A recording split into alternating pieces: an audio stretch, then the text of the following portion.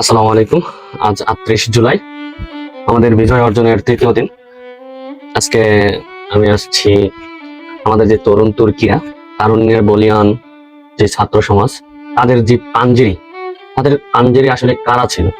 গত 15 বছর যাবৎ আমরা যে 5 মোটিভেশনাল স্পিকারদের দেখেছি, আসলেই কি তারা তাদের পাঞ্জেরি ছিল, নাকি পর্দার আড়ালে অন্য কেউ তাদেরকে অনুপ্রেরণা জুগিয়েছে?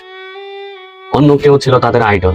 তারা আসলে অন্ধকারের আচ্ছন্ন থেকে বাংলাদেশকে একটি হাস্যোজ্জ্বল ভোর দেখানোর জন্য, একটি সূর্যোদয় দেখানোর জন্য পর্দার আড়াল থেকে আসলে তারা কাকে ফলো করত, কাদেরকে পাঞ্জেরি হিসেবে মানত? আমরা তারই একটা প্রমাণ কিংবা তারই একটা বাস্তবতা দেখেছি গত 16 জুলাইয়ের পর থেকে। আমরা দেখেছি আসিফ নজরুল স্যারের মতো পাঞ্জেরি, আমরা দেখেছি রাব্বানী স্যারের মতো পাঞ্জেরি, আমরা দেখেছি আসিফ মাহতাব স্যারের মতো পাঞ্জেরি, যারা কিনা গড়ে তিলে তিলে নিজেদেরকে গড়ে তুলেছিল, যারা সুশিক্ষায় শিক্ষিত একটা জাতি প্রতিষ্ঠিত করতে চেয়েছিল, যারা তাদের ছাত্র ছাত্রীদেরকে শিখিয়েছে যে তোমরা যদি দেশকে প্রতিষ্ঠিত করতে চাও তাহলে প্রথমে সুশিক্ষায় শিক্ষিত হতে হবে। আমি আসলে আবেগে কিছুটা আপ্লুত হয়ে যাই যখন ভাবি যে এটাও কি সম্ভব। আজ এই ছাত্র সমাজ যেটা সম্ভব করে দেখিয়েছে।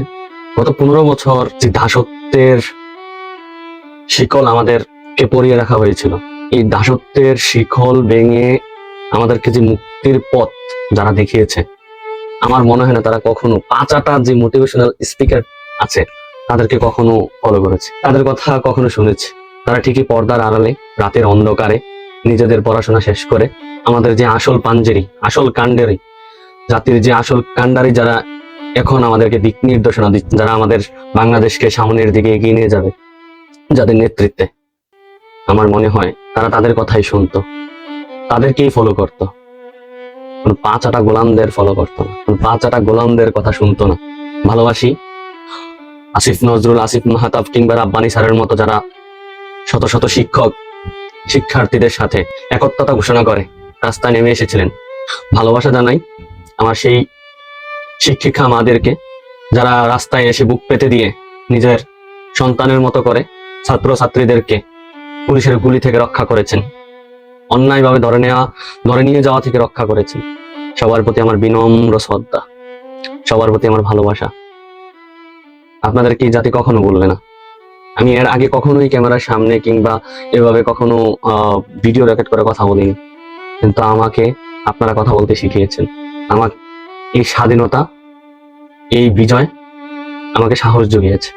আমি কথা বলে যাব আপনাদের জন্য, আমি কথা বলে যাব এই দেশের জন্য। সবাইকে ধন্যবাদ। আসসালামু আলাইকুম।